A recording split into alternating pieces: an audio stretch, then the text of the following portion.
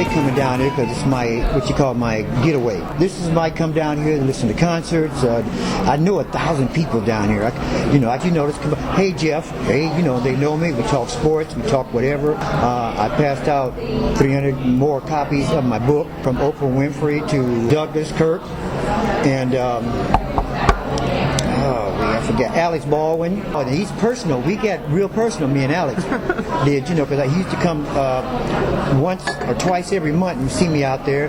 I had him read the book. He had limo pull up every month. I met his family. I've been with Chandler. He plays with the Dallas Mavericks now, but he used to play for us. He used to be our center, Tyson Chandler. And I met him. I went out golfing with him. Bob Love, I golfed with him. And I don't know how to play golf, but it was all at a fundraiser for the Chicago Coalition for the Homeless. They're the ones that opened up my eyes to a lot of things. I didn't know what a lot of things that was going on. Because like when I first got there, the man told me, eventually your eyes will open. And they did.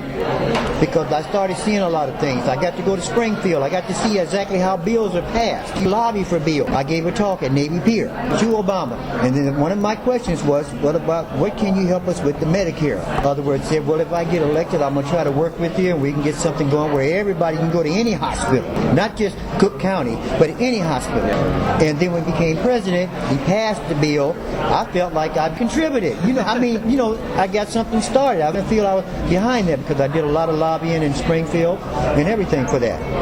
So you went out to Springfield. What kind of lobbying did you do? Well, I spoke to all the different bills that passed. I was in on the minimum wage. I was on it when Walmart first trying to get here in the city. I was on that, trying to get them up the minimum wage or to pay their workers more money rather than sitting here talking and crying about it and not doing nothing about it. People didn't appreciate their vote, but your vote means very much. At first it didn't mean nothing because it was 17 years. I didn't even think about voting. But then I was always crying about this or that or that.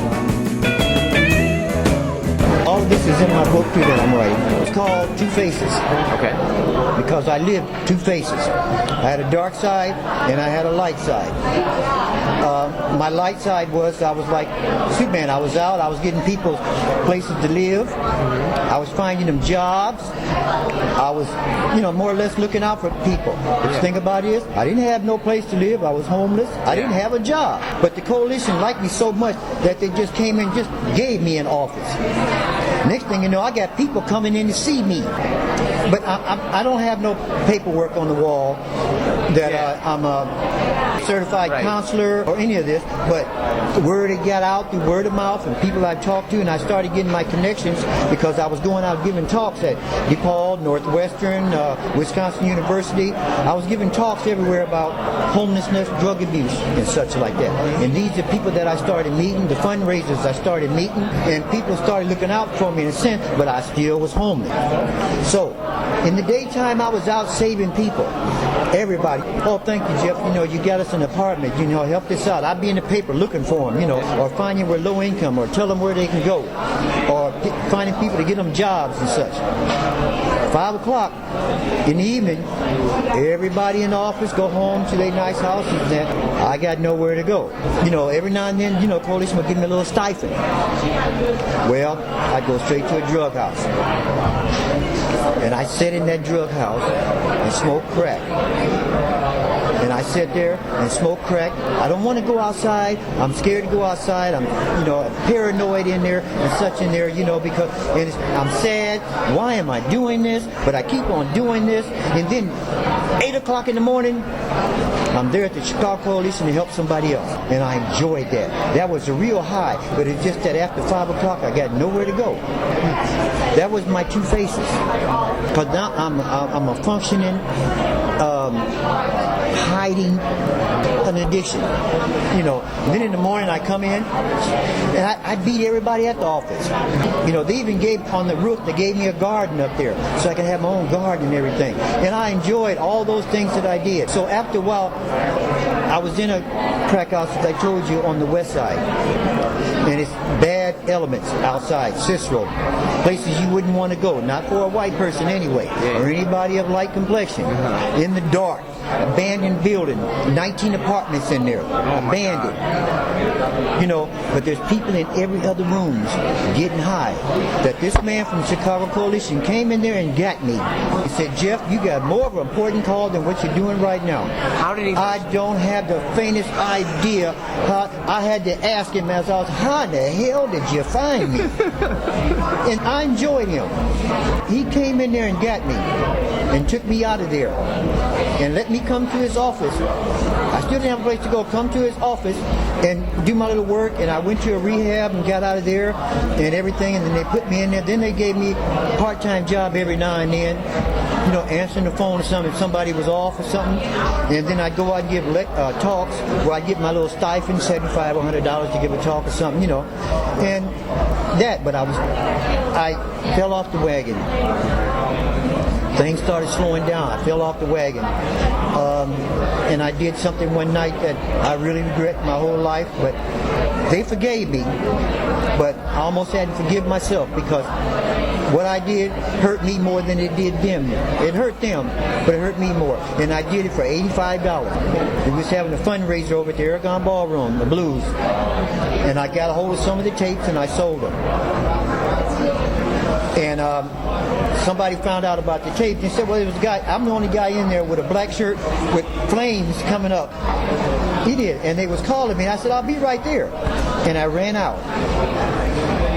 And I went to a crack house. And I smoked up that money. And I'm so bold that I came to work the next day. And I started denying it until he took me into his office and said, Jeff. And I couldn't lie to him. I said, yes. And yes, I did. I stole the tapes and I sold them and I kept the money. He said, Jeff, you know, I said, I understand, you know.